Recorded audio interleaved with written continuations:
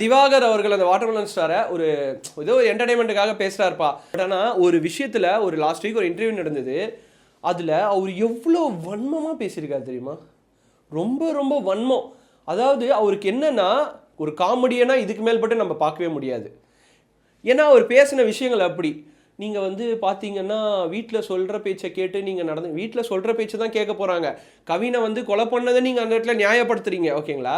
கவின் ஒன்றும் சாதாரண ஆள் கிடையாது. He is a matured and experienced IT candidate earning around லேக்ஸில் ஏர்ன் பண்ணுற, அது மட்டும் இல்லாமல் வீட்டு பேக்ரவுண்ட்லேயும் நல்லா படித்த அம்மா அப்பா உள்ள ஒரு மனுஷன்.